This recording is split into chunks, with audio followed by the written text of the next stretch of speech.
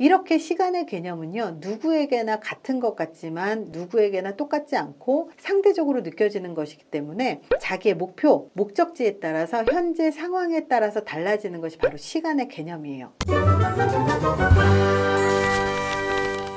우리 일 잘한다는 이야기 듣고 싶지 않으세요? 저 사람 되게 능력 있네, 이런 얘기 듣고 싶죠. 능력 있는 사람들은요, 절대 알려주지 않는 시간 관리의 절대 법칙 4가지가 있어요. 이거는 단순히 중요한 일을 해라, 아니면 투두리스트를 관리해라, 이런 게 아니고요. 시간 관리하고 전혀 관련이 없어 보이는데 시간 관리에서 반드시 필요한 게 있습니다. 미국에서 10대에서 성인까지 하루 일과를 조사를 해보니까 개인적으로 약간 차이는 있지만 평균적인 일과는 비슷했다고 해요. 생산활동으로 24에서 60%, 근무나 공부로 20에서 45%, 그리고 담소, 식사, 몽상으로 4에서 15%, 가사활동 8에서 22%, 여가활동 20에서 43%, TV 독서는 9에서 13, 취미는 4에서 13. 결과를 보면 대체로 3분의 1은 꼭 해야 되는 일, 3분의 1은 좋아서 하는 일, 나머지 3분의 1은 해도 되고 안 해도 되는 일이었어요. 이 중에서 성공한 사람과 실패한 사람의 차이는요, 자기의 시간을 어떻게 보느냐의 차이가 컸습니다. 성공한 사람은요, 해야 할 일을 좋아하는 일로 받아들여서 4분의 3의 시간을 즐겁게 할애한 반면에, 실패한 사람은 꼭 해야 되는 일임에도 불구하고 해도 그만 안 해도 그만인 일들로 시간을 채운 거예요. 시간 관리를 잘하게 된다는 뜻은요, 그 시간의 흐름 속에서 업무와 일을 관리한다는 뜻이거든요.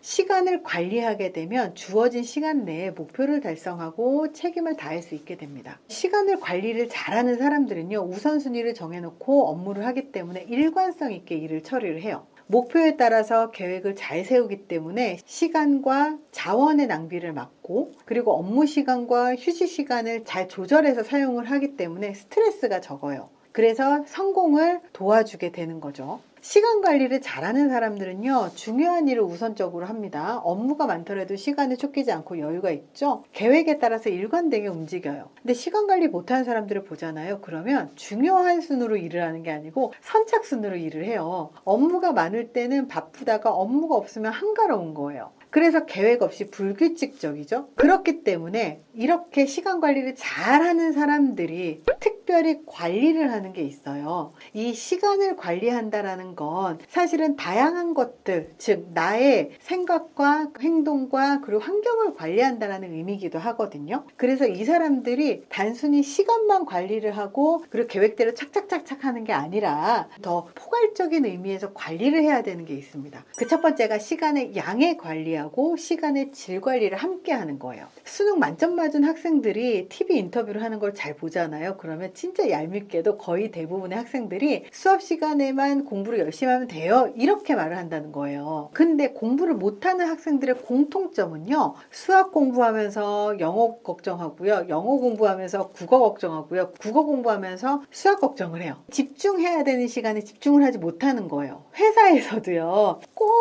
일 못하는 사람들이 회사에서 휴가 갈 걱정하고요, 휴가지에서 회사 걱정하잖아요. 이렇게 제대로 몰입을 하지 못하고 집중을 하지 못하기 때문에 양도 관리를 못하고 질도 관리를 못하는 거예요. 시간을 정량적인 측면에서 효율적으로 사용을 하는 것도 있지만 정성적인 측면에서 같은 시간 동안 얼마나 집중을 하게 되는가에 따라서 시간의 활용이 달라져요. 시간을 질적으로 잘 활용하는 건 쉽지가 않아요. 컴퓨터로 업무를 많이 처리를 하기 때문에 요즘 무심코 메신저를 켜놓잖아요. 그럼 친구가 말 걸기도 하고 동료의 대화 소리나 전화벨, 그리고 상사의 지시, 후배의 질문, 동료들의 잡담까지 사실 내가 집중을 하고 싶어도 그 집중을 깨는 것들이 너무 많아요. 방해하는 게 너무 많다는 거예요. 평균적으로 집중을 하기 위해서 20분 정도의 시간이 필요합니다. 이런 여러 가지 집중을 방해하는 것들 때문에 이 집중 자체가 쉽지가 않아요. 미국에서 조사에 따르면 직장인은 이메일을 확인하고 전화를 받고 온라인 메신저 등을 3분에 한 번씩 확인을 한다는 거예요. 그래서 이것 때문에 연간 $6,500를 낭비하고 있다고 해요. 한 가지 종류의 업무를 할 때 몰아서 하는 게 집중력에 있어서 효율적이에요. 매주 해야 될 업무가 5가지가 있다면 이 5가지를 시간대별로 매일매일 하는 거는 업무의 누수가 굉장히 커요. 차라리 하루에 하나를 아예 끝내버리고 다음날 또 다른 걸 하나를 집중해서 끝내버리고 바로 이게 훨씬 더 이 몰입의 누수가 없어집니다. 매일 조금씩 5가지를 조금씩 하잖아요. 그러면 집중할 때까지도 시간이 오래 걸리고요. 그리고 그 질이 굉장히 안 좋아요. 그렇기 때문에 조금 하루에 여러 가지를 하는 것보다는 하루에 하나를 집중해서 끝내놓는 게 훨씬 더 낫다라는 거예요. 기업에서는 이런 낭비를 막기 위해서 집중 근무 시간을 도입하기도 하지만 무엇보다 업무에 집중하려고 하는 개인의 노력이 더 중요합니다. 두 번째 관리를 해야 되는 게 성격과 습관이에요. 3살 버릇 80까지 간다는 속담이 있습니다. 이 말은 일리가 있는 말이죠. 보통 인간은 태어나고 3년이 되면 인간의 뇌가 90% 이상 성장을 해서 거의 성인의 뇌와 비슷해집니다. 3년 이상이 되면 성장이 거의 없고 발달됐었던 이 뇌세포들이 모두 탈락이 되면서 성장 속도가 굉장히 느려집니다. 사람의 습관과 성격 형성은 태어나서 3년 이내에 형성이 되거든요. 이때 형성된 성격은요, 개인이 무던한 노력이 없이는요, 바뀌기가 어려워요. 이렇게 형성된 성격에 따라서 습관도 달라지고, 그리고 습관적이고 반복적인 생각과 행동과 감정의 반복이 이 시간을 관리하는데 굉장히 많은 영향을 미칩니다. 본래 게으른 성격도 있고요. 본래 부지런한 성격이 있죠. 바로 이렇게 성격이 습관을 만들어낸다는 거예요. 자신이 어떤 사람의 성격인지 돌아보는 게 중요해요. 자기가 업무 중심의 사람인지 관계 중심의 사람인지 혹은 계획을 세우고 그 계획대로 하는 사람인가, 계획을 세우지 않고 그때그때 즉흥적으로 하는 사람인가, 바쁘게 움직이면서 사는지 아니면 느리고 여유 있게 사는지. 느리고 여유 있다면 좀 더 여유 있게 계획을 세워야 되고, 바쁘게 움직인다고 해서 부지런한 건 아니거든요. 정말 몸만 움직이는지 아니면 효율적으로 생각을 하면서 계획적으로 움직이는지 이런 것도 따져봐야 돼요. 약속을 지키는 사람인가, 약속을 잘 지키지 않는 사람인가, 생각을 많이 하고 후회를 하는 편인가, 먼저 행동을 하는 편인가, 한 번에 한 가지 일에 집중을 하는 사람인지 아니면 여러 가지 일을 동시에 하는 사람인지,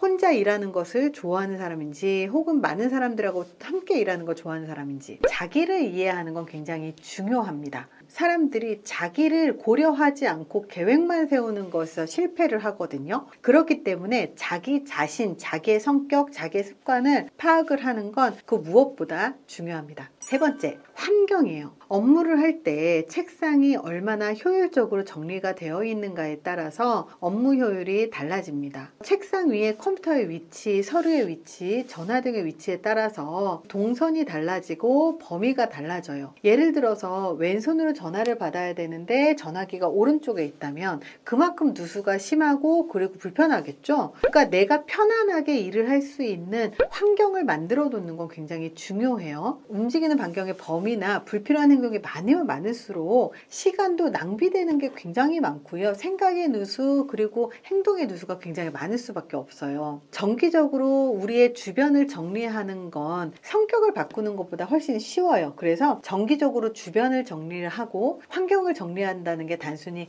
책상을 정리하고 집안을 정리하는 게 아니라 불필요한 인간관계도 정리를 하는 것도 포함이 됩니다. 그래서 이렇게 환경을 정리하는데 바로 집중할 수 있는 방법을 몇 개 알려드릴게요. 바로 집중을 하게 만드는 스위치를 한번 만들어 보세요. 예를 들면 업무를 시작할 때 바로 몰입하는 게 어렵다면 일을 시작할 때 이어폰을 끼고 음악을 듣는 습관을 갖고 있는 사람들은 이어폰을 끼자마자 바로 몰입이 시작이 되거든요. 이렇게 나만의 스위치를 만드는 거예요. 내가 매번 하는 행동을 똑같이 시작을 하면 바로 몰입을 하는 것들, 바로 이런 것들입니다. 저 같은 경우는 이미 수십 번을 본 내용을 이미 알고 있는 드라마를 켜고 이어폰을 꼽습니다. 그러면 바로 일로 몰입을 할 수가 있어요. 물론 몰입이 시작되고 대사가 귀에 계속 거슬리게 되면 드라마를 끄는 거죠. 이렇게 바로 몰입을 시작할 수 있는 환경을 만드는 것, 그런 스위치를 만드는 건 우리가 일하는 습관에 따라서 만들어낼 수가 있습니다. 그 외로 장소를 지정하는 방법도 있습니다. 일하는 책상을 지정을 해놓는 거예요. 그래서 그 책상에 앉으면 그냥 바로 일에 몰입할 수 있는, 일만 하는 책상인 거죠. 저 같은 경우도 일만 하는 책상, 촬영만 하는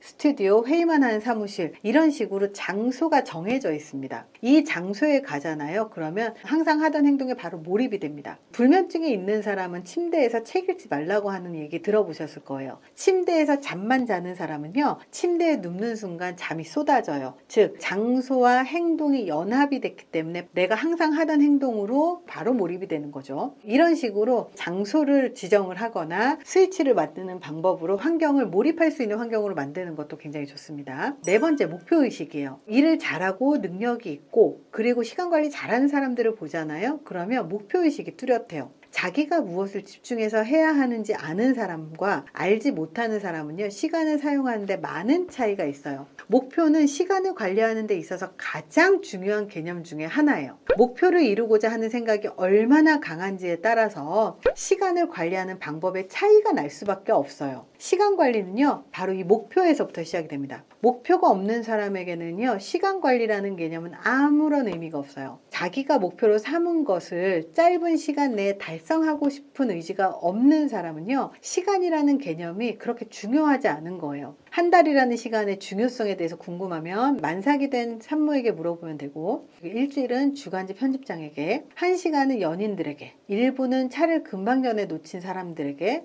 1초는 사고의 순간을 모면한 사람에게, 100분의 1초는 올림픽에서 금메달을 놓친 메달리스트에게 중요한 시간이죠. 이게 바로 아인슈타인이 말한 상대성 이론입니다. 이렇게 시간의 개념은요, 누구에게나 같은 것 같지만 누구에게나 똑같지 않고 상대적으로 느껴지는 것이기 때문에 자기의 목표, 목적지에 따라서 현재 상황에 따라서 달라지는 것이 바로 시간의 개념이에요. 목표가 없는 사람에게는 시간 관리라는 의미가 아예 없겠죠. 이번 시간에는요, 일 잘하는 사람, 능력 있는 사람들은 절대 알려주지 않는 시간 관리의 절대 법칙에 대해서 말씀드렸는데요. 지금까지 시간 관리라고 하는 게 양을 관리하는 것, 그리고 프로세스를 관리하는 것, 투두리스트를 관리하는 것, 중요도를 관리하는 것, 아마 이렇게 양적인 측면에 집중을 해서 이야기를 들으셨을 거예요. 하지만 시간 관리라고 하는 건 단순히 양만 관리해서 되는 게 아니라 시간의 질도 관리해야 되고요. 그리고 환경도 관리해야 되고 나의 성격이나 습관도 고려해서 나에게 만들어 나가는 거거든요. 이렇게 시간 관리라고 하는 게 단순히 시간만을 갖고 이야기를 하는 게 아니라 결국은 내가 어떤 삶을 살고 싶은지, 어떤 목표를 달성하고 싶은지가 중요하기 때문에 시간 관리라고 하는 건 단순히 시간만을 보는 건 아니라는 점을 기억하셨으면 좋겠습니다. 이번 영상이 도움이 되셨길 바랍니다. 감사합니다.